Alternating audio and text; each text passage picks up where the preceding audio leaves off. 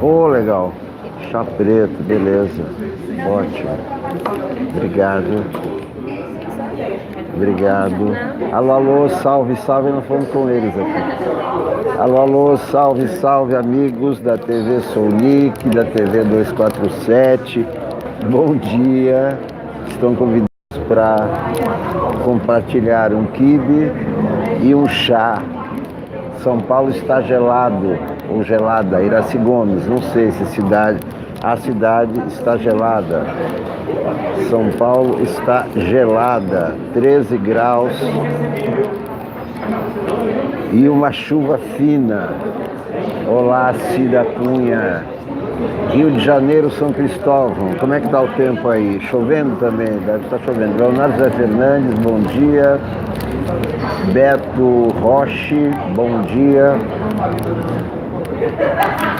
Fernando Nascimento, enquanto vocês vão chegando. Zenaide, aqui em Blumenau faz frio sem chuva. Blumenau, a cidade das flores. Vou tomar um chá preto. Adriana Rosa, Vanderlei Costa, Ana Teixeira. Em Dallas, quem está em Dallas?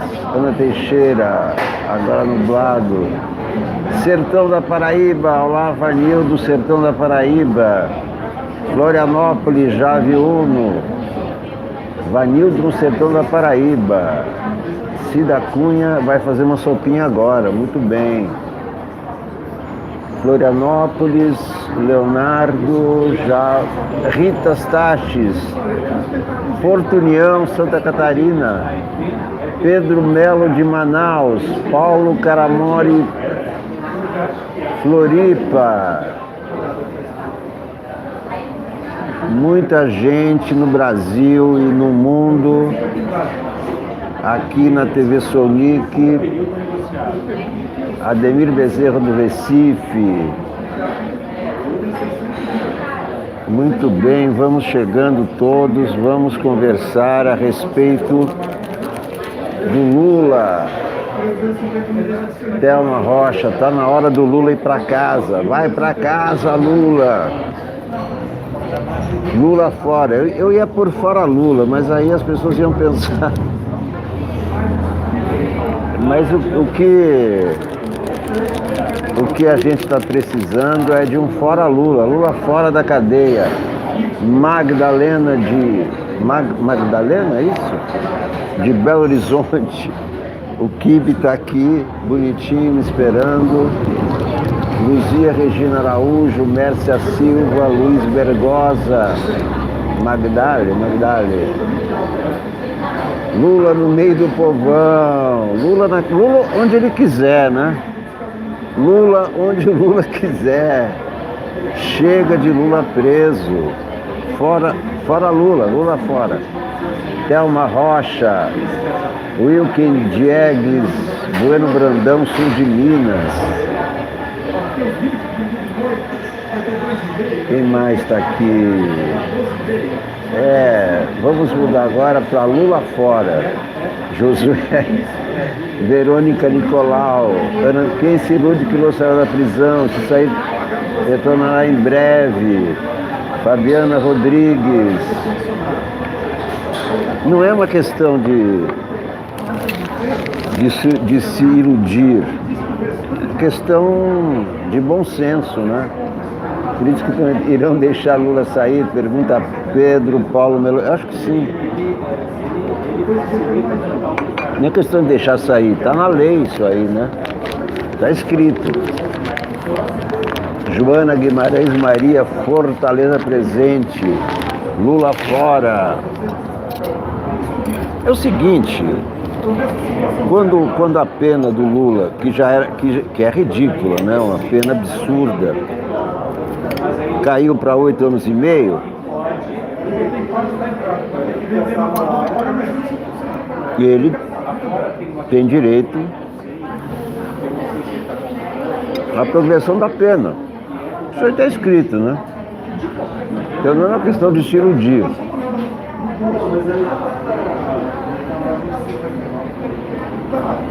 É uma questão que está no Código Penal. E o Ministério Público Federal ontem confirmou isso aí. Lula livre inocente. Lula fora, não, vocês não querem então, Lula fora. Zenaide, Lula livre e feliz. Mércia Silva, eu não acredito na justiça do Brasil. Eu acredito.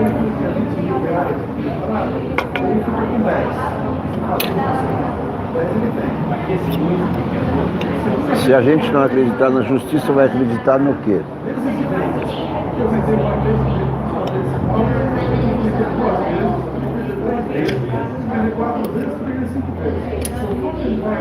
Lula está dando uma despesa imensa. Sérgio Neres de Goiânia. Ana Teixeira, haverá sido uma condenação. Quer dizer, os processos deles são todos inconsistentes, né? Todos. Ela está avisando que hoje o DCM entrevista Lula. Olá, Edjamilson. Olá, Nonato. Nojosa. Estou tomando um chá e um quibe. Eu pedi todo dia pedi uma coxinha. Hoje cansei de coxinha. Estou aqui no quibe.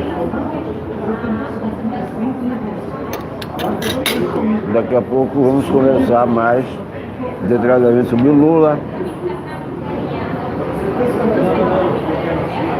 sobre outros assuntos que estão nos jornais. Se eu tenho intenção de entrevistar o Lula, é o seguinte, tem uma fila imensa. A hora que eu for entrevistar, ele já estará fora. Tem 100 pedidos de entrevista. Saudade do trem das 11. Vou voltar com o trem das 11 então. Tem umas 100 entrevistas do Lula na minha frente. Olá, Leonardo Leão de Viamão.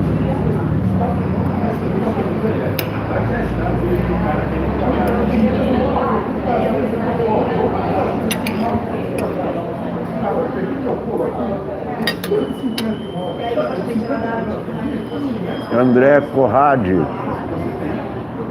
Ana Bastida. Também vamos falar sobre sobre a rifa dos livros. Luiz Cláudio Freitas, bom dia. Essa semana vai ter a rifa do Garoto de Ipanema, o livro que eu escrevi, os amigos de Vinícius contando suas aventuras com ele.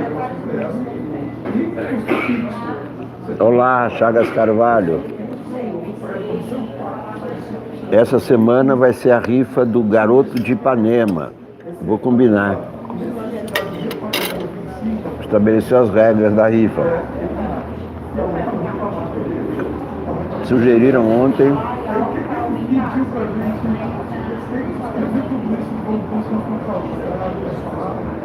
Júlio César, então, vou fazer o seguinte. A rifa de R$10, então superchat de R$10. Quem não tiver cartão,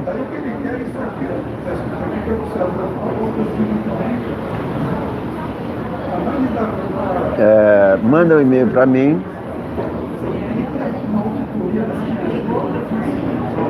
Manda um e-mail para mim. alexandersolnik@gmail.com. Aí eu digo a minha conta e você deposita a minha conta. R$10 é o valor da rifa, tá?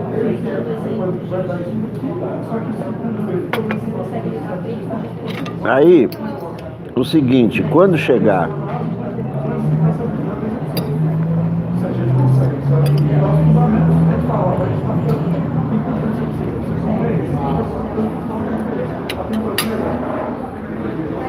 a 30 concorrentes, eu sorteio. Nem?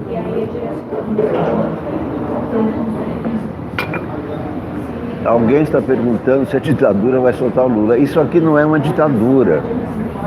Só pode dizer que isso aqui é uma ditadura quem não viveu numa ditadura. Se vocês quiserem, eu posso contar como é que é numa ditadura. Não é assim. Isso aqui não é uma ditadura.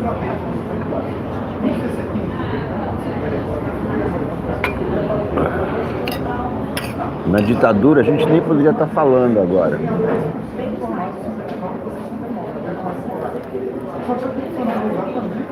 Então, aqui não tem ditadura, na Venezuela não tem ditadura.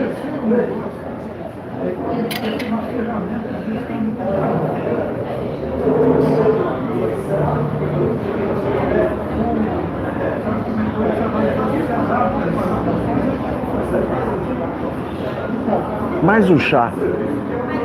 Isso. Só água. Não, não. O preto, é só água, porque eu tenho chá. Mais um chá para esquentar. Não é um regime de sucessão.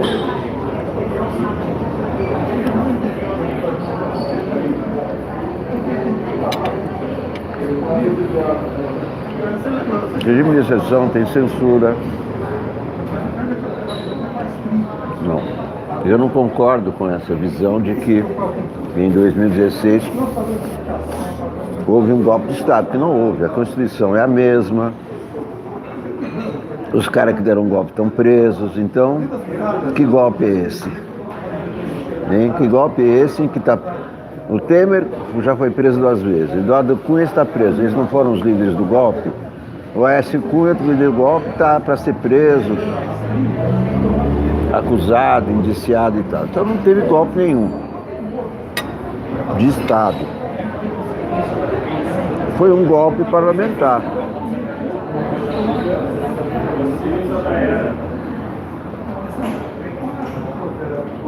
Beleza, obrigado. Foi um golpe parlamentar, não um golpe de Estado. Nós estamos numa democracia, no regime de exceção tem censura à imprensa, cassação de mandatos, fecham-se os partidos. Tem 30 partidos funcionando, como é que vocês podem falar de regime de exceção? Quem fala em regime de exceção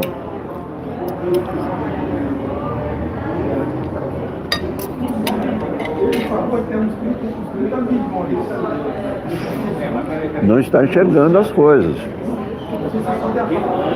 com relação.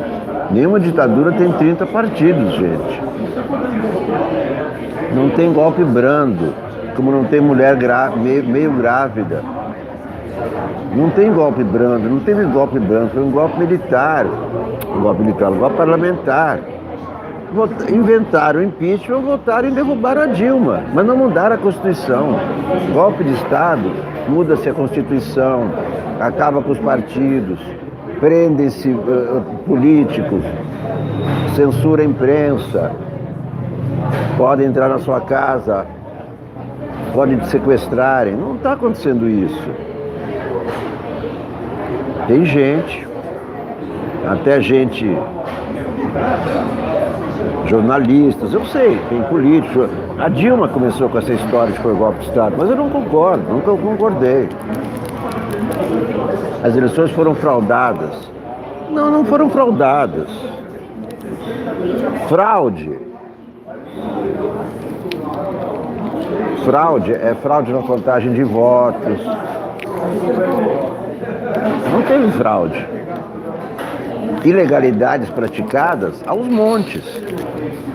Os WhatsApp, isso tudo foi legal, mas isso não se chama fraude. E tem o seguinte, a gente só pode falar em fraude com provas. O negócio de WhatsApp foi totalmente ilegal. Criminoso usar o WhatsApp como foi usado na eleição. Mas não adianta, o tempo não volta, não adianta mais falar em anula as eleições, não sei o que, tem que ir pra frente. O mundo não volta.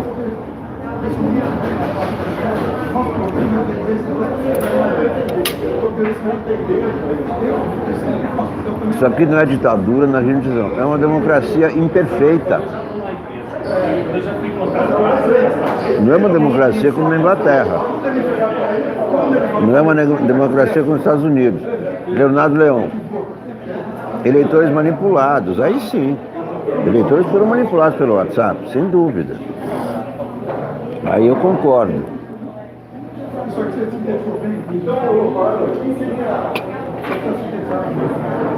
Os eleitores foram manipulados, foram enganados, foram ludibriados.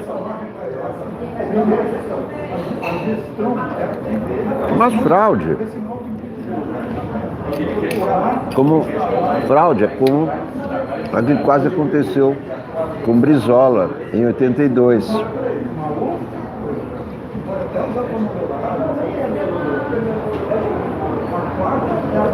Foi na contagem de votos.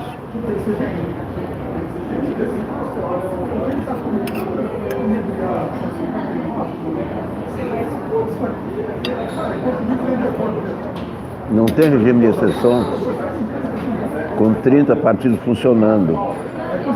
Vanderlei, aqui nos Estados Unidos não é perfeita, porque o presidente não é eleito pelo voto popular. Também não é perfeita. Nem a democracia é perfeita, nem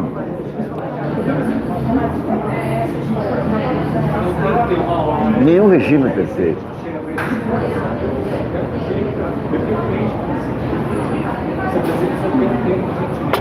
Que os seres humanos são imperfeitos. Como é que o regime político vai ser perfeito?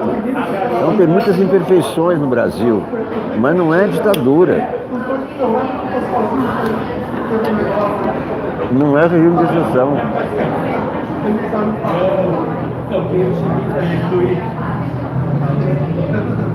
Mourão, eu acho que deve ter outra eleição. Não tem que achar nada, tem que seguir o que está escrito.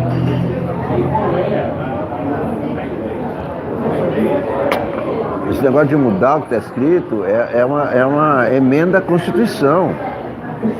Não dá para fazer a mudança e tirar o cara agora. Tem que seguir a Constituição. Se cair Bolsonaro, sobe Mourão. Na atual versão do sistema político. Não tem outra opção agora. Isso que estão falando de novas propostas, não vão valer agora. Não tem sentido.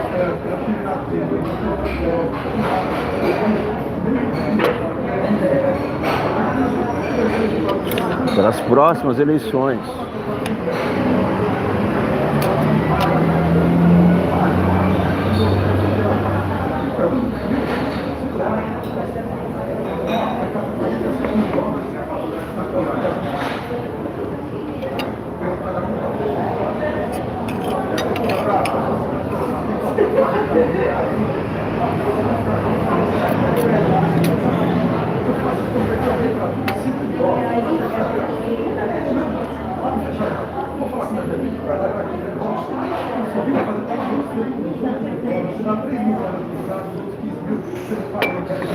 Então, quanto ao Lula, levando para evidência o que muda, explica para lá, Anderson, não pergunte para mim, porque eu não tenho a menor paciência para aposentadoria, para esses papos todos.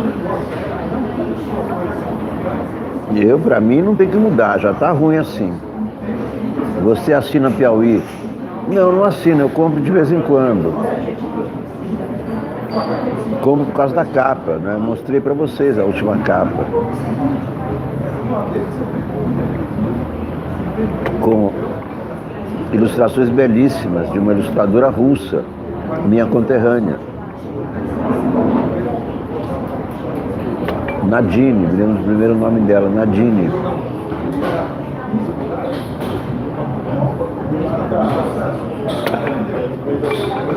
Então é o seguinte,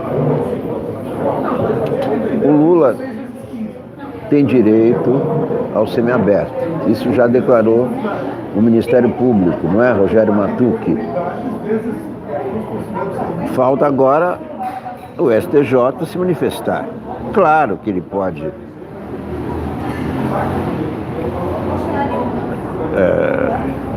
discordar da sugestão, não é obrigado a aceitar. Porém, como o próprio STJ diminuiu a pena do Lula,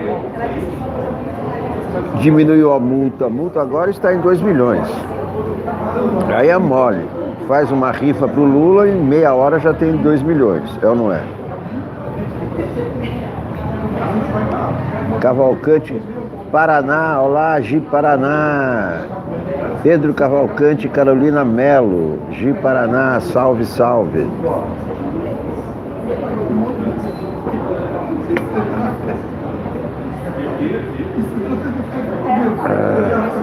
Arranca rabo entre você e o PML. Fala disso um pouco, Pedro Melo. Não, é o seguinte, o Paulo e eu nos conhecemos há 30 anos. Nossas formações são diferentes. O Paulo é um político, né? Um militante, quer dizer, ele é um militante, ele é um jornalista, claro, um grande jornalista e tudo, mas é um militante político, eu não sou. Então, nossas posições são diferentes, né? Ele, para vocês terem uma ideia, no tempo da ditadura, ele editava um jornal chamado O Trabalho, que era da Libilu, que era um dos grupos de esquerda e tal, não de luta armada, mas era uma organização, né, estudantil,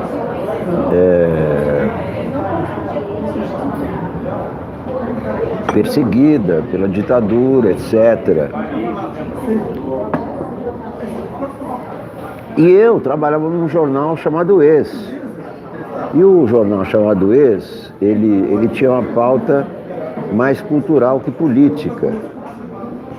Mais pauta cultural no sentido de que o Ex não tinha ligações com partidos, clandestinos ou não, ou com organizações clandestinas ou não de esquerda.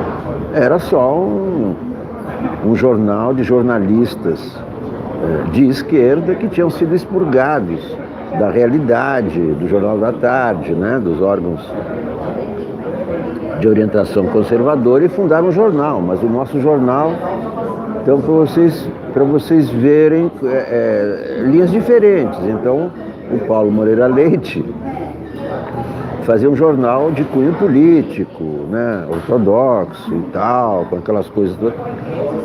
E o nosso não, o nosso era um jornal, digamos assim, desbundado, um jornal cultural, mas claro que não dizer que é só cultural é pouco, porque o Ex foi o primeiro jornal que denunciou a morte do Vlad Herzog.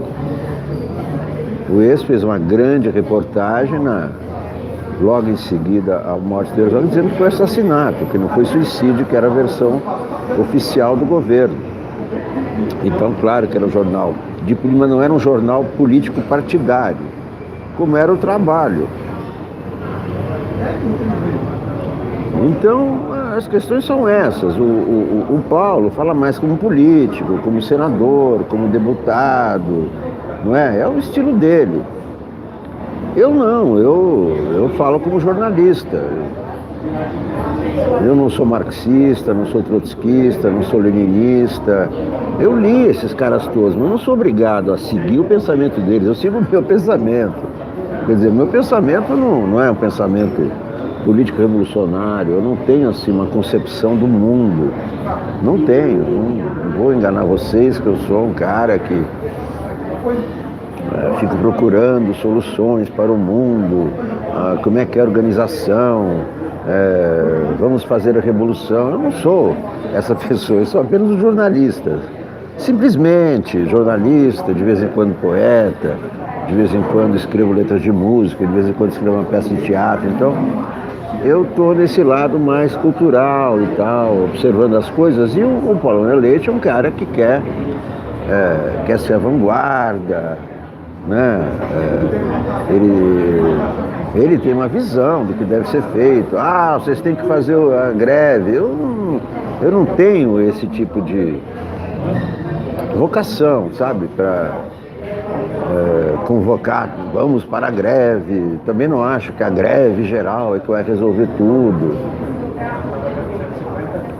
Então, essas são as diferenças. Eu não tenho nada contra o Paulo, nem ele não tem nada contra mim, espero. Bahia pede socorro. O que foi, Thaís Calazans? Explica. Exato, Paulo Teodoro a palavra. Ele é um orador, ele devia se candidatar a senador, a deputado, acho que seria eleito. E é a vocação dele, é ser político. A minha não, eu não tenho essa dimensão toda, né? Essa coisa assim, estamos rumo ao comunismo, estamos rumo a uma sociedade solidária. O governador da Bahia nos recebeu com a tropa de choque na porta da Secretaria de Educação. Puxa vida, Rui Costa do PT, estamos em greve há mais de um mês. Thaís Calazans, puta merda, hein? O governador da Bahia está recebendo vocês com tropa de choque, isso é lamentável. Não tem desculpa. Se eu votaria no Paulo,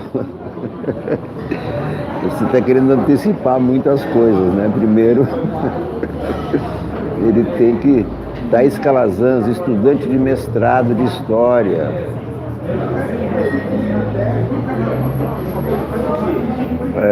O que está acontecendo na Bahia, hein? Por que o governador está reagindo dessa maneira autoritária e truculenta à greve dos professores?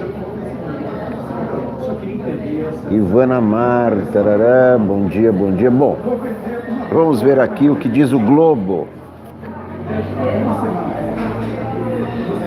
Merval Pereira escreve: Bolsonaro tem conflito com o próprio passado.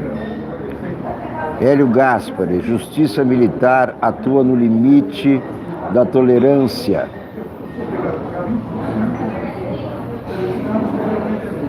Para o Odebrecht, cresce risco de recuperação judicial. Olá, Marisa Del Monte, obrigado. Elizabeth Bete Andrade. Mas não é questão de dizer, está acontecendo isso na Bahia, né? O Rui Costa esteve lá no 247, deu uma entrevista, eu não entrevistei, não sei qual foi a explicação, mas receber professor com tropa de choque, ainda mais numa democracia, é um horror. Então isso aí não pode passar em branco só porque o cara é do PT. Afinal de contas, não é salvo-conduto nenhum ser do PT ou ser de lá ou de cá, né? Por isso que eu digo, não dá para falar no comunismo. O comunismo foi um com Lenin, foi outro com Stalin, foi outro com Khrushchev, como a ditadura brasileira. Com Castelo Branco era uma, com Médici era outra. A educação não era boa, claro que é boa, e é ótima até hoje. Quer dizer, hoje piorou porque agora é tudo privado. Mas no tempo da União Soviética a educação era maravilhosa. Miriam Leitão: erros colocam em risco cada um de nós. Caso Neymar, polícia intima acusadora. Aliás, hoje tem jogo do Brasil, né? Brasil e Catar, aqui em São Paulo, em Brasília. A mulher, e aí vamos ver como é que o Neymar será recebido pela torcida, se vai ser vaiado ou ovacionado. Não com ovos, com palmas. A mulher que acusa Neymar de estupro será intimada pela polícia para esclarecer sobre um segundo encontro com o jogador que teria sido filmado. Olha só, são 2 encontros. O presidente da CBF, Rogério Caboclo, bancou permanência de Neymar na seleção, que enfrenta hoje o Catar no DF. eficaz do Neymar vai longe, a imagem dele já está comprometida. Ana Teixeira Lumira, o Leitão e Globo contribuem para o caos. Se a gente olhar a política pelo retrovisor, não vamos conseguir, vamos bater o carro. Temos que olhar pelo para-brisa para frente. Imaginou? Você está num carro e você olha o retrovisor, você vai bater. Então, acho que o que o Miriam Leitão fez, o que o Globo fez, vamos ver agora, vamos conversar sobre o agora, que é isso que interessa daqui para frente. Conflitos com o passado, escreve Merval Pereira.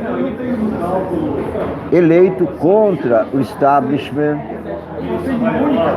parlamentar, de cujo setor mais irrelevante fez parte por 28 anos, o presidente Bolsonaro encontra dificuldade de desvincular seu passado, fica olhando pelo retrovisor, da realidade presente que enfrenta no cotidiano do Palácio do Planalto. Desculpem pela ausência da gravata, hoje eu vi sem gravata. E todo dia com a mesma roupa é chato, né? O e-mail seu para a rifa do livro é alexandre@gmail.com, isso mesmo. Estou lendo O Fim do Homem Soviético, de Svetlana Alexievich, recomendo, muito bem, Mara Beatriz. Quanto mais leituras, melhor, mais aprendemos. Sempre aprendemos alguma coisa. Recomendo para vocês o livro do meu amigo Ricardo Bellino, que está nas bancas. Ninguém é fudido por acaso. E o Ricardo Bellino já foi sócio do Donald Trump. Já teve negócio com João Casablancas. Foi sócio da agência Elite de modelos, a mais famosa do mundo. Está nas bancas com Ninguém é Fudido, quer dizer, não está escrito fudido, está escrito F, asterisco, dido, por acaso. Estilista convicto, transformou-se em liberal para contar com Paulo Guedes no ministério. Por causa dele, conseguiu convencer uma boa parcela dos eleitores a dar seu voto, na presunção de que seguiria as instruções do posto Ipiranga. Hoje, às vezes, esquece-se de consultá-lo. Autoritário, palavras do Merval Pereira. Haddad, prefeito de São Paulo, ótimo. Está eleito. Mas ele não quer, parece.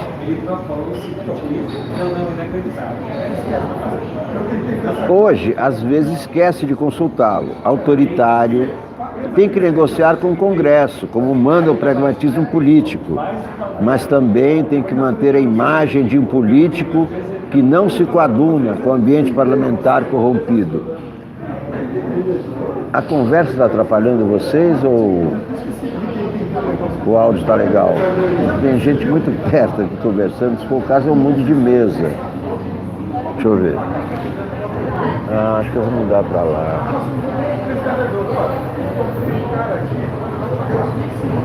Eu vou mudar de mesa, que tem uma mesa mais silenciosa ali. Agora já não é normal o que dá de malandro, regular, profissional, malandro com carteira, gravata e coisa e tal, que nunca se dá. Olá, Carlos Alberto Campos Lima, obrigado.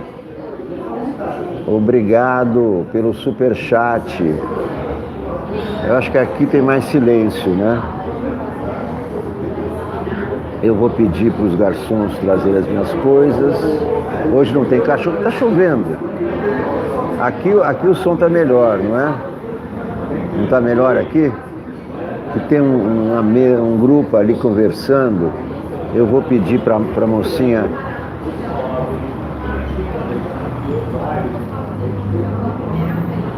Você traz minhas coisas para cá? Vamos continuar aqui com Merval Pereira no Globo. Então, ele está dizendo que Hoje, às vezes, Bolsonaro esquece-se de consultar o Paulo Guedes. Autoritário tem que negociar. Muito obrigado. Isso. Autoritário tem que negociar com o Congresso, como manda o pragmatismo político.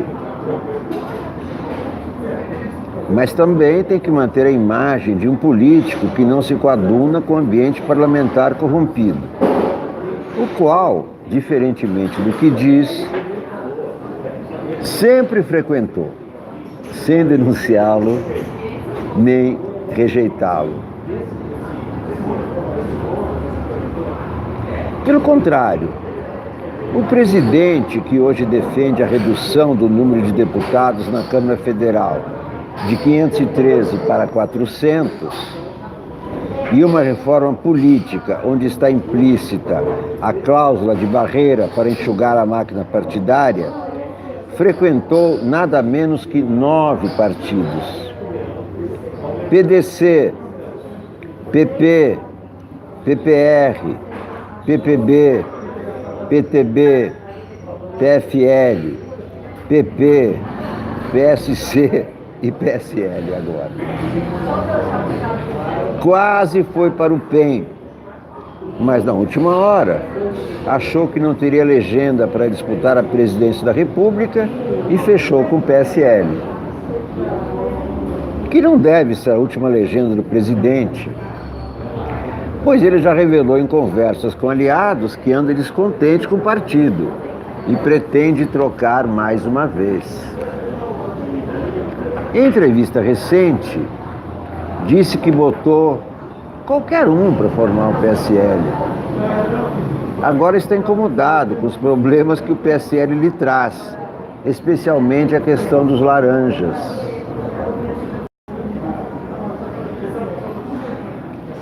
Mas não demite o ministro do Turismo, Marcelo Álvaro Antônio, que comandava o partido em Minas e é acusado de ter usado várias candidatas para desviar dinheiro de campanha.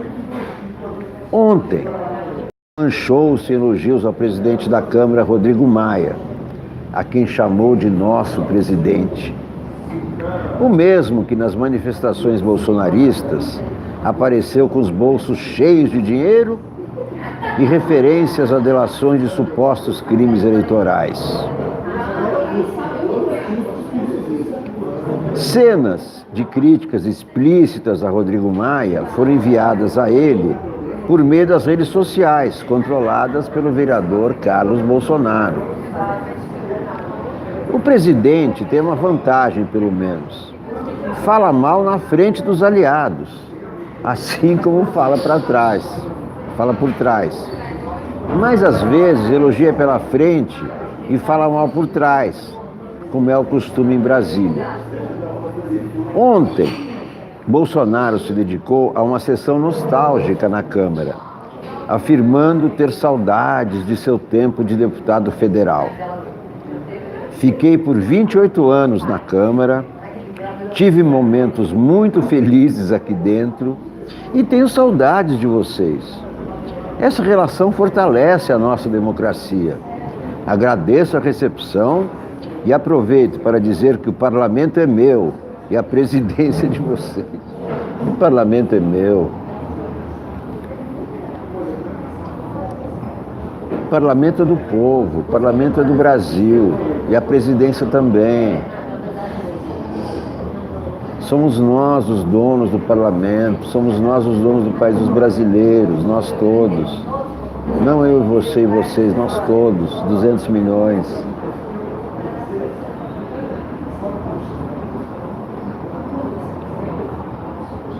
Bolsonaro foi à Câmara levar pessoalmente o projeto que anistia multas de trânsito e amplia os limites para multas e perda de pontos na carteira. Falta de cadeirinha de bebê, por exemplo, não merece mais multa. Apenas uma observação por escrito, com o intuito de educar o motorista, alegam.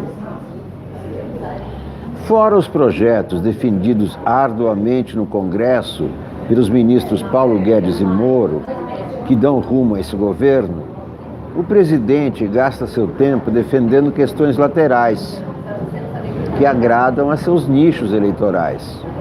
O fim dos radares, a flexibilização das leis de proteção ao meio ambiente, a ampliação da posse e porte de armas, tudo é cumprimento de promessas de campanha eleitoral.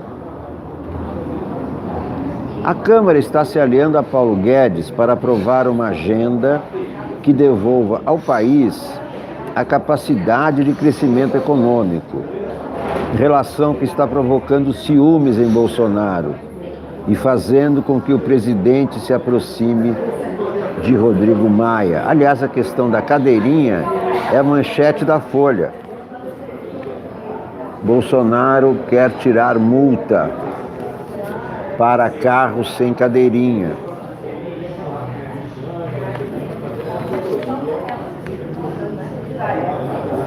Faoro e a Justiça Militar, escreve Hélio Gaspari. Hélio Gaspari herdou todo o arquivo do SNI, que era amigo do general Loberi. Em 1977, quando estava no forno a transferência dos processos de PMs para a Justiça Militar, Raimundo Faoro matou a questão com 4 palavras: é um privilégio de impunidade. Com seu senso de humor, acrescentou: o presidente francês Jacques Clemenceau dizia que a justiça militar está para a justiça, assim como a música militar para a música. Clemenceau, 1841-1919, era um mestre das palavras e chamavam-no de O Tigre. Passou o tempo, virou século, e os militares ganharam o foro de sua justiça. O Ministério Público Militar pediu o arquivamento do processo da chacina do Salgueiro, ocorrida em 2017. Numa noite, 8 pessoas foram mortas numa comunidade de São Gonçalo, Rio de Janeiro. E um sobrevivente diz que os tiros vieram de pessoas fardadas que estavam na mata. Esse cidadão, Wilkes Rodrigues, participando do sorteio. Precisa anotar os nomes, meu Deus. Wilkes Rodrigues.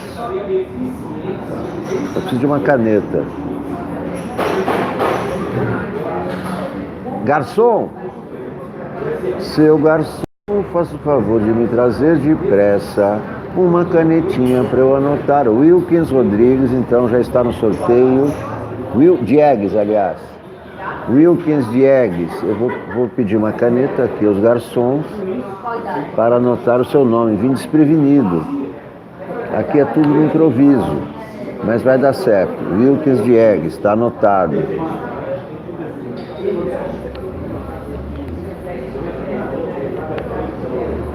Um sobrevivente, então, dessa chacina, que viu pessoas de farda escondidas na mata, ele prestou 3 depoimentos à polícia, mas a Procuradoria Militar não o chamou.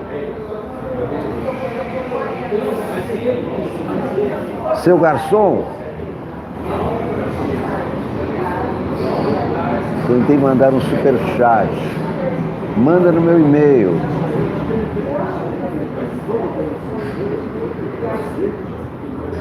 Seu garçom, garçom, garçom. Eles não escutam. Garçom. Impressionante como os garçons não olham para os clientes.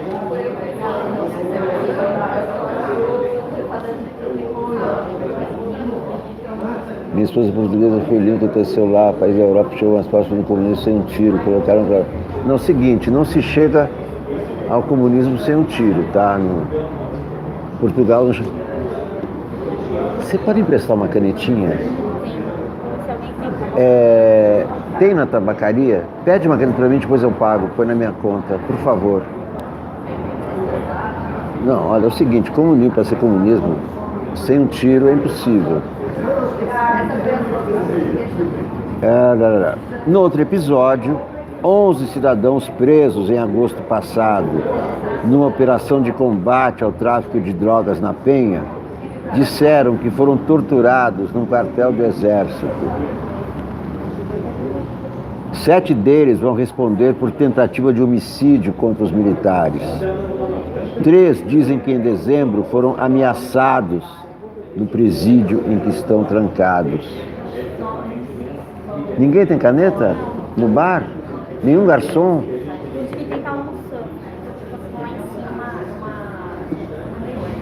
Tá bom, obrigado. Então vou guardar de cabeça. Wilkins Diegues. Wilkins Diegues. Há 2 semanas,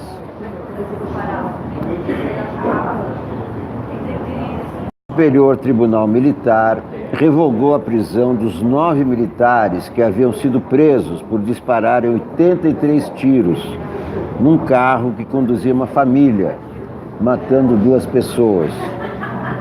Eles responderão ao processo em liberdade. Está entendido que pararam porque achavam que no carro iam bandidos. Houve um voto pela manutenção da prisão, outro para que continuasse preso o tenente que comandava a patrulha e 2 para que o grupo cumprisse medidas cautelares. Cada um desses 3 casos tem a sua especificidade, mas o conjunto sugere um padrão: a dificuldade da justiça militar de delimitar a linha que separa a compreensão da tolerância. Escreve Hélio Gaspari hoje no Globo. Wilkins Diegues já está concorrendo ao Garoto de Ipanema, tá? Eu vou então efetuar o sorteio quando chegarmos a 30 concorrentes. Vocês concordam com isso? Quando chegar a 30 concorrentes, eu sorteio. Você pode, mas quando a live aparece, não tem as mensagens, ou será que tem? Porque eu nunca vejo as mensagens depois.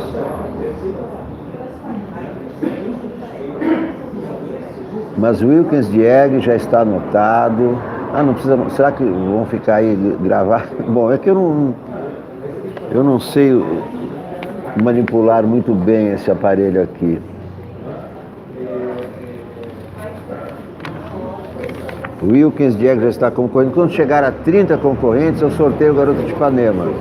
Combinado assim? Então, a rifa é de R$10, tá bom? Superchat de R$10. Quem não tiver cartão de crédito, manda o recado no meu e-mail. Eu dou a minha conta, eu mando o número da minha conta. E aí pronto. Quem não tiver cartão, deposita. Entendido, Jóssimo? Aí eu vou colocar cada nome. Vou fazer. Rafael Pereira já quer uma marchinha do sorteio. O e-mail alexandersolnik@gmail.com. Só com X o Alexander, como Alex Ander. Certo? Aí eu passo o número da minha conta e vocês depositam quem não tiver cartão de crédito. Certo? R$10, então, a rifa do Garoto de Ipanema. Josefa Eva da Silva também está aqui. Já são 2 nomes para guardar. Logo hoje eu vim sem caneta. Mas é o primeiro nome. Josefa, Wilkins, eu guardo. Daqui a pouco eu vou pedir para algum freguês aqui uma caneta. Bernardo Melo Franco escreve incentivo à bandalha. Numa entrevista recente, Jair Bolsonaro reclamou dos radares e disse que o brasileiro teria perdido o prazer de dirigir. A declaração ajuda a entender a obsessão presidencial em afrouxar as leis de Trump. Ele está falando exatamente sobre isso.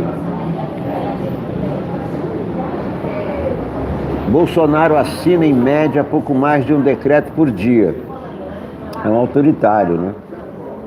Desde a promulgação da Constituição de 88, só Collor recorreu mais ao expediente. Até ontem, Jair Bolsonaro assinou 161 decretos. Em média, pouco mais de um por dia. O expediente foi utilizado para tomar as mais variadas decisões, de extinção de cargos no governo, a dispensa de vistos para cidadãos da Austrália, Canadá, Estados Unidos e Japão. Os mais polêmicos foram os que flexibilizaram as regras para posse e porte de armas. E tudo isso tem que ser aprovado pelo Congresso. Imagina o congestionamento de decretos que o Congresso tem que julgar, aprovar ou não. Na semana passada, Bolsonaro relatou em discurso ter dito ao presidente da Câmara ter muito mais poder do que o Legislativo, justamente pela prerrogativa de editar decretos.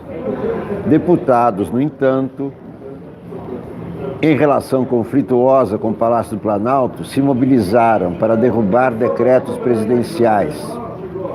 Na Câmara, 33 propostas tramitam para assustar parcial ou integralmente os 3 decretos de armas.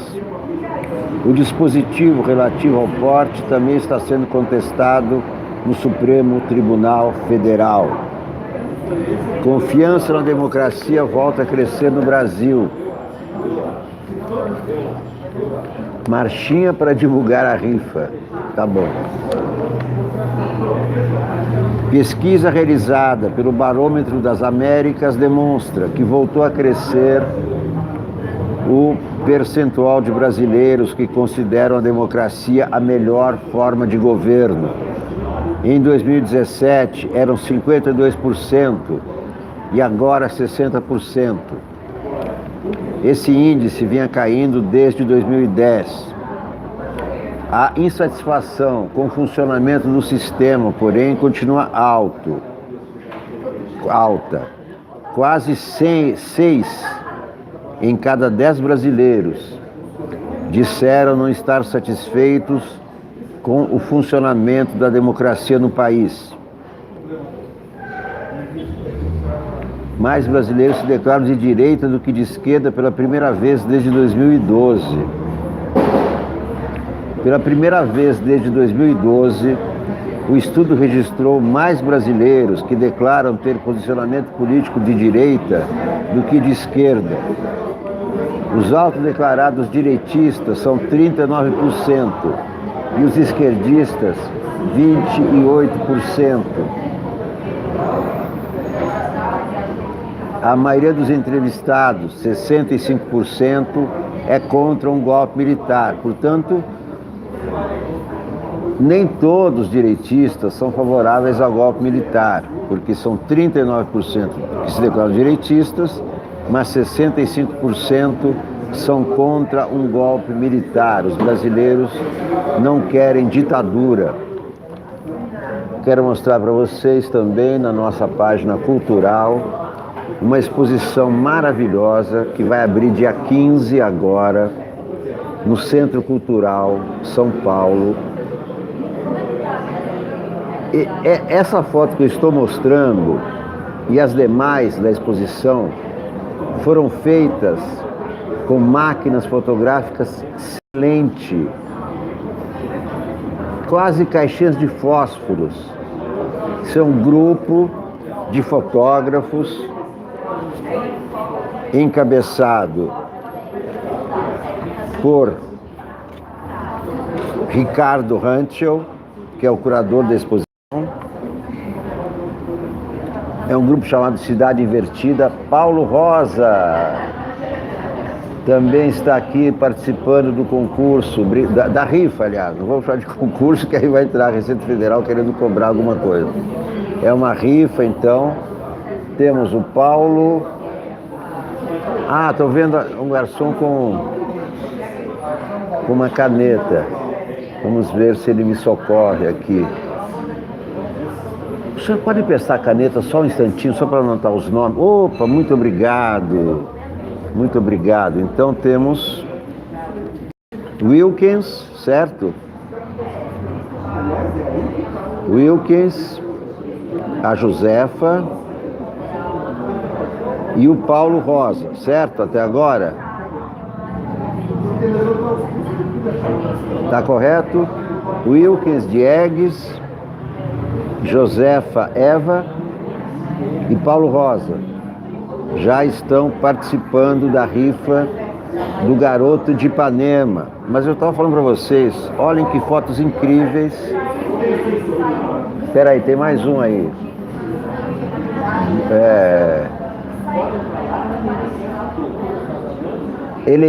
Lenice Escobar, né? Lenice Escobar também está no sorteio. Cadê? Lenice Escobar também. Lenice Escobar. Então são 4 até agora. Quando chegar a 30 eu sorteio, tá legal? Josefa Eva. A Deia Carvalho também. Deia Carvalho. Olha, já estamos com 1, 2, 3, 4, 5. 1, 2, 3, 4, 5. Faltam 25 para o sorteio do Garoto. Depois tem vários outros livros para rifar, tá? Tem um Bar Brasil, livro meu de Paulo Caruso. É Délia Carvalho. Délia Carvalho. O livro do Tarso, que é um livro raro. Bom, olhem que fotos maravilhosas feitas com máquina sem lente. As máquinas feitas pelos próprios fotógrafos. Essa aqui é do meu filho, por acaso, o André. Ele faz parte desse grupo, Cidade Divertida. Fotos lindas. Olhem que foto. Parece uma caravela. Abertura dia 15 de junho, Centro Cultural São Paulo. Olhem que fotos lindas.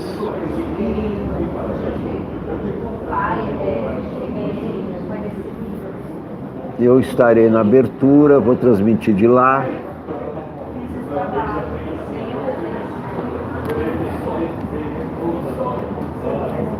Fotos muito bonitas, muito incríveis. Olha aqui, parece Metrópolis, do Fritz Lang.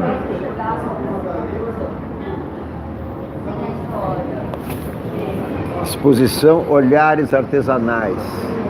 15 de junho, a partir de 15 de junho, Centro Cultural São Paulo. Então aqui eu vou anotar os nomes da nossa rifa. Aqui vamos ver o Estadão. Prefeitos ameaçam ir ao STF para serem incluídos na Previdência. Prefeitos e governadores querem também entrar na reforma da Previdência. Aqui o Bolsonaro abraçando o Rodrigo Maia. Vejam só. Na semana passada ele mandou apedrejar Rodrigo Maia. Agora ele abraça Rodrigo Maia.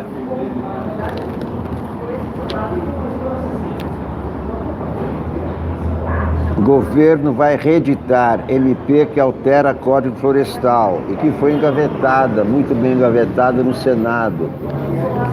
O governo deve mandar hoje para a Câmara nova medida provisória que flexibiliza as regras do Código Florestal. Outra MP com o mesmo teor chegou a ser aprovada pelos deputados, mas caducou no Senado.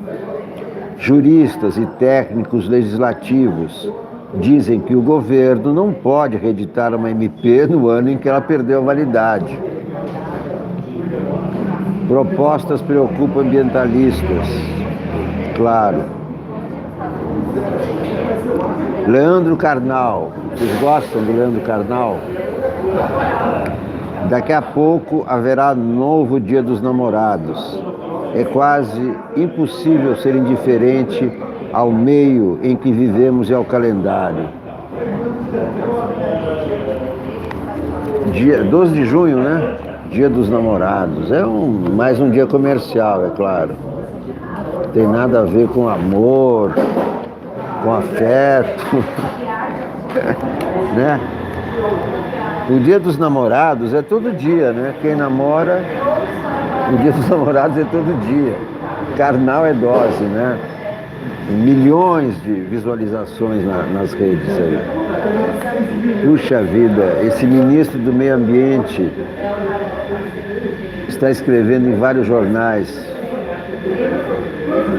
a respeito da realidade ambiental brasileira, na visão dele, é claro. Na semana em que se comemora o Dia Mundial do Meio Ambiente, e o Brasil na contramão da história e dos países civilizados, querendo desmatar mais, querendo compensar quem desmatou.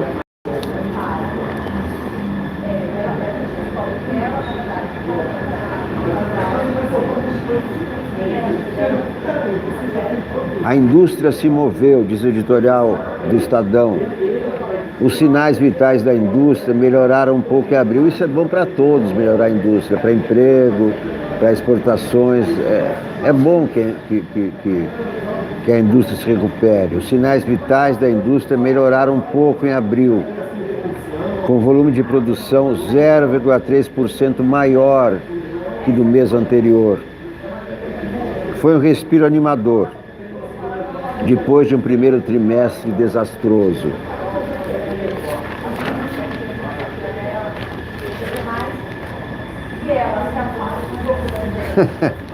Olha outra foto, olha a cara do Rodrigo Maia olhando para o Bolsonaro. Vejam só. Olha a cara de desconfiado do Rodrigo Maia olhando para o Bolsonaro, dizendo: o Congresso é meu, é a presidência de vocês. Não é nada disso, Bolsonaro. Tanto a presidência como o Congresso são do povo, são da população brasileira. Para com isso. Relator esfria ímpeto por restrição a MPs. A proposta que restringe o número de medidas provisórias do Executivo a 5 por ano pode ter a simpatia de lideranças e do presidente do Senado, mas esbarra em obstáculo.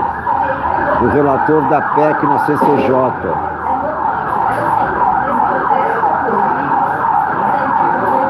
Bombeiros passando pela padaria.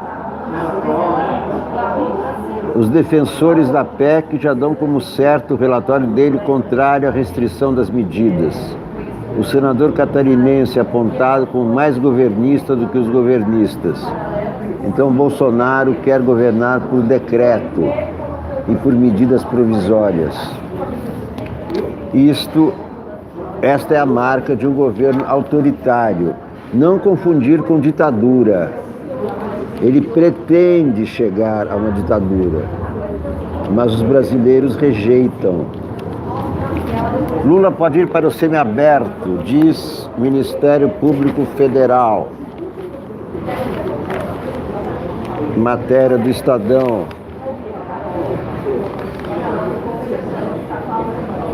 Dois pareceres encaminhados ao STJ, o Ministério Público Federal. Então não é um só parecer, 2 pareceres. O Ministério Público Federal afirma que o ex-presidente Luiz Inácio Lula da Silva já pode progredir para o regime semiaberto.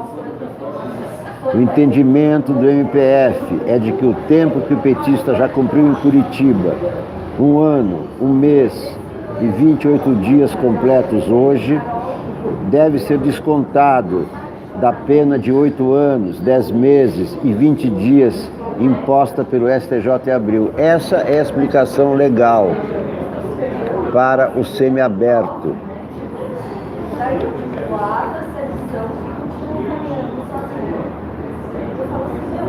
Não há, no entanto, data para o assunto ser julgado pelo STJ.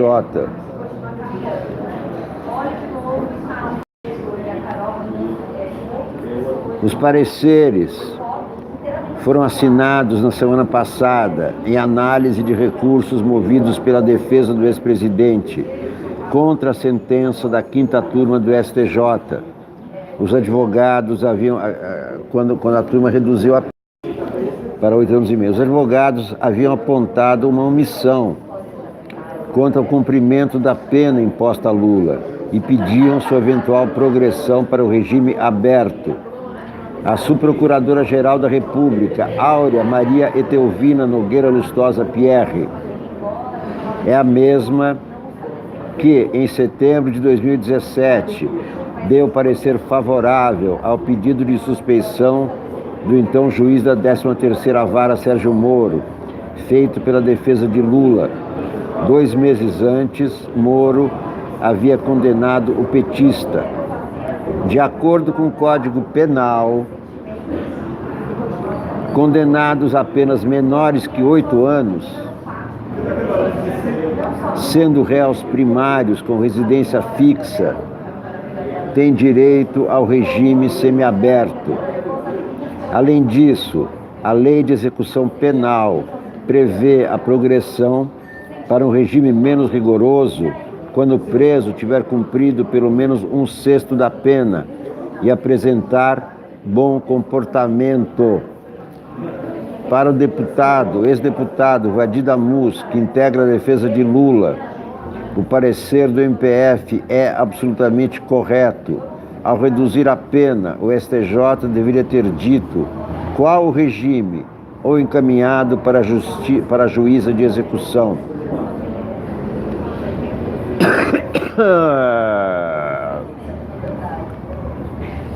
Então é o seguinte, o Ministério Público quer o Lula fora da Polícia Federal.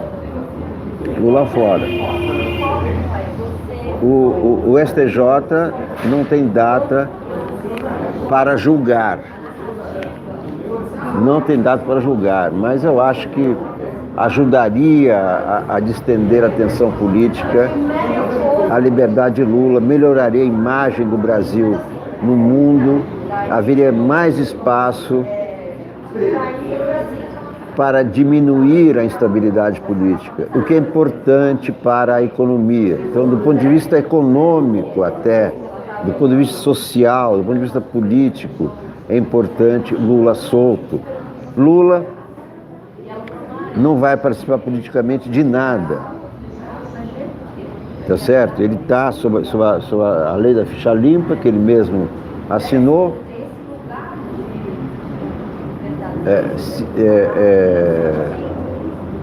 e vai apenas conversar, quer dizer, não há nenhum perigo, né? A ordem pública, digamos assim, não corre risco com a liberdade de Lula. Ao contrário, o Brasil só ganha com a liberdade de Lula. Nenhum presidente ficou preso tanto tempo em toda a história. O máximo que um presidente ou ex-presidente ficaram presos foi 6 meses.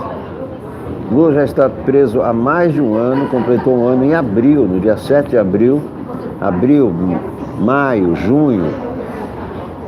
Um ano e 2 meses já está preso. Está mais do que na hora de ir para casa. Não é nem um semiaberto, é ir para casa, porque tem as questões de segurança. Ele é o presidente da República, o Estado é obrigado a preservar a integridade física de todos os cidadãos, é claro, mas especialmente o presidente da República. Os outros processos contra ele também são farsescos.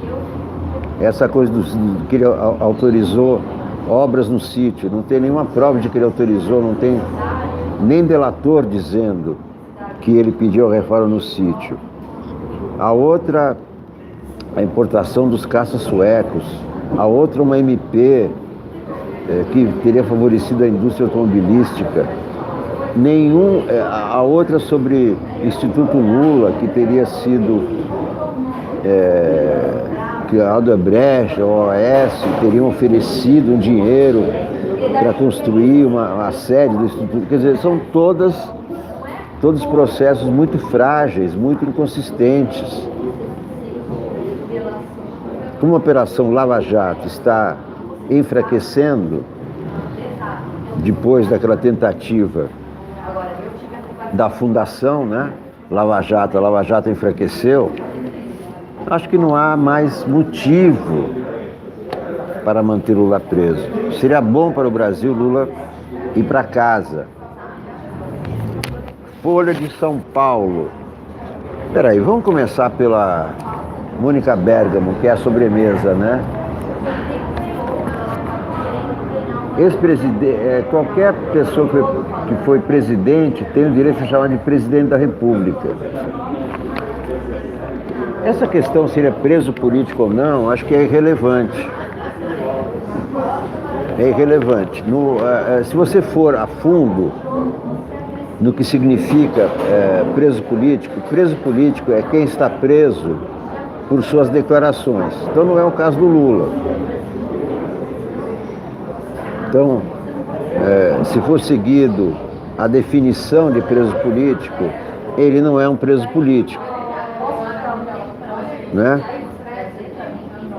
Ele foi acusado de corrupção, acusado injustamente, mas acusado de corrupção. Então, não dá para dizer, no rigor da palavra, que ele é um preso político. Agora, você pode dizer que a prisão dele por corrupção é um pretexto para afastá-lo da política. Aí sim, aí dá para concordar. Então, é uma prisão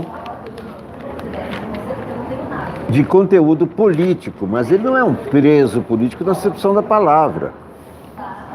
Preso político como na ditadura, você é preso por suas opiniões, ele não foi preso por suas opiniões. Deixa eu ver se tem alguma notinha interessante aqui na Mônica. Nem sempre, né? Todo dia. Guilherme Boulos deve visitar Lula na prisão no próximo dia 13. Quando será dia 13? Quinta-feira que vem. Guilherme Boulos. Na semana seguinte, o ex-presidente recebe Dilma Rousseff e o ex-premier espanhol José Luis Zapatero. As próximas visitas a Lula.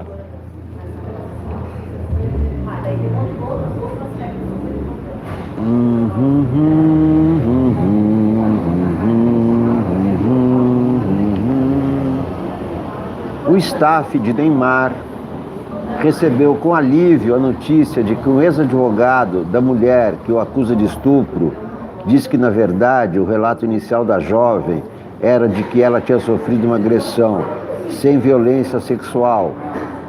Há o entendimento de que, no aspecto jurídico, é possível resolver um caso de agressão com acordo na esfera civil, o que será impossível caso prevaleça a acusação de estupro. De qualquer maneira, a imagem do Neymar está comprometida. Ele não vai mais fazer a propaganda da reforma da Previdência, evidentemente.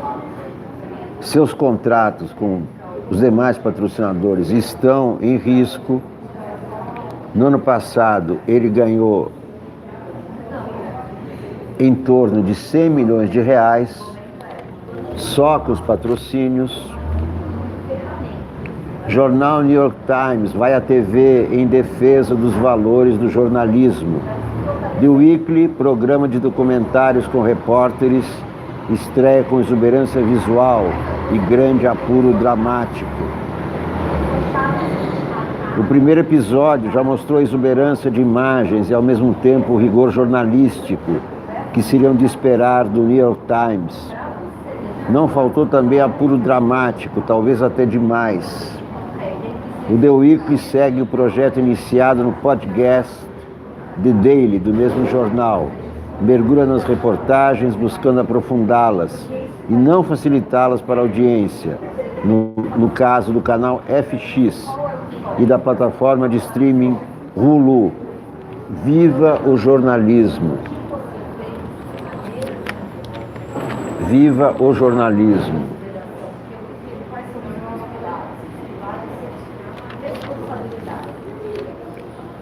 Porque porque o jornalismo se ocupa em procurar a verdade. Nem sempre encontra, mas sempre busca.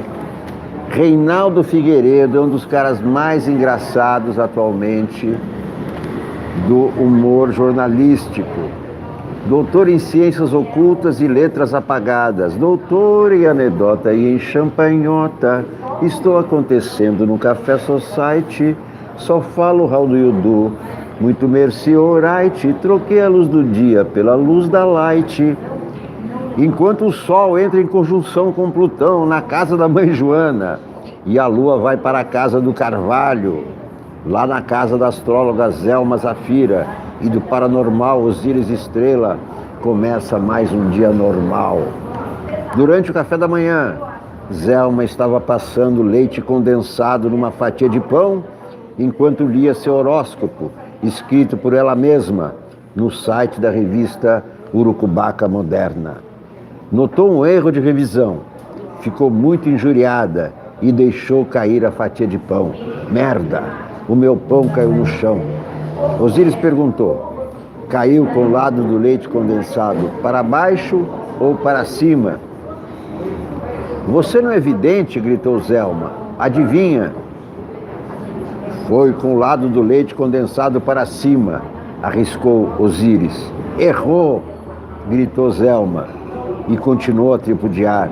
Osíris, acho que você deveria rasgar aquele seu diploma de doutor em ciências ocultas em Harvard, aquele que você mesmo psicografou e mandou emoldurar. Você tem que adotar métodos mais científicos. Já ouviu falar da lei de Murphy? O enunciado fundamental dessa lei é: se algo pode dar errado, dará. Então, o pão caiu com o lado do leite condensado para baixo? Perguntou Osíris. É óbvio, ó idiota. E agora o tapete está todo cagado. Zelma, depois eu limpo o tapete com o poder da minha mente. Mas mudando de assunto, sei que você não leva fé nas minhas previsões. Mas hoje eu tive um sonho premonitório. Sonhei que em breve o Supremo Tribunal Federal vai ser composto por um ministro católico, um ministro evangélico, um judeu ortodoxo, um fundamentalista islâmico, um satanista e 6 olavistas. Mas não vai ter nenhum umbandista? Nesse meu sonho, o presidente disse que Umbanda é coisa de preto e pobre. E o que você está rabiscando aí no guardanapo? Acho que psicografei um desenho do René Magritte, mas não sei o que dizer disso. Não entendo nada de francês. Meu pai achava que estudar francês era coisa de viado. Esse é o desenho do Reinaldo Figueiredo.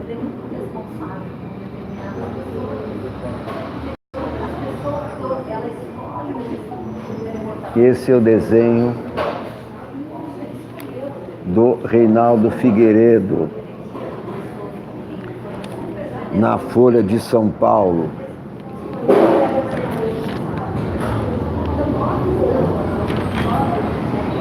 Walt Whitman, o profeta da democracia.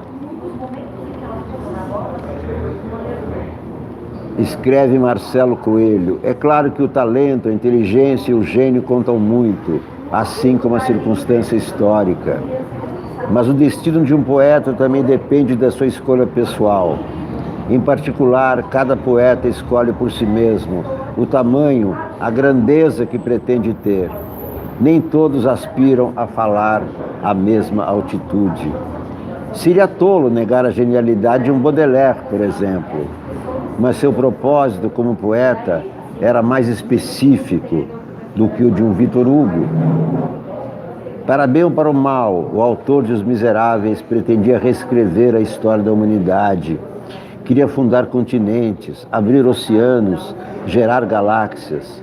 Baudelaire procurava seus próprios porões, que eram os do homem contemporâneo. Poucos poetas foram tão voluntários em sua escolha de grandeza quanto o americano Walt Whitman. Seu bicentenário de nascimento caiu agora, na sexta-feira passada. E se Vitor Hugo é bem mais impressionante em termos de imaginação, variedade e poder verbal, Whitman tem sobre ele a vantagem de ser, ainda agora, mais moderno, mais influente, mais natural e menos ridículo. Marcelo Coelho, na Folha de São Paulo. Bom, meus amigos, vou encerrar então essa primeira transmissão do dia. Vou confirmar aqui o nome dos que já estão concorrendo à rifa do Garoto de Ipanema: Délia Carvalho, Lenice Escobar, Wilkins Diegues, Josefa Eva e Paulo Rosa. Tá certo? Quem quiser participar da rifa, ou manda um superchat no valor de R$10, ou escreve para o meu e-mail, alexandersounica@gmail.com. Eu então informo os dados da minha conta bancária e vocês depositam na minha conta. Quando chegar Júlio César, já vou colocar você na lista aqui. Júlio César também está na lista. Quando chegar a 30, eu encerro a rifa e sorteio com um papelzinho, tá bom? Da maneira mais caseira. Vou colocar os nominhos, como se faziam, como a gente fazia na escola. Vou colocar cada nome num papelzinho e vou sortear aqui na frente de vocês. Certo? Vou fazer tudo na frente. Aliás, vou escrever os nomes na frente de vocês, dobrar os papéis, vou fazer tudo transparente, com uma caixa econômica. Tá bom? Não tem problema, José, se você não pagou ainda, mas já está na lista. Você tem crédito. Tá legal?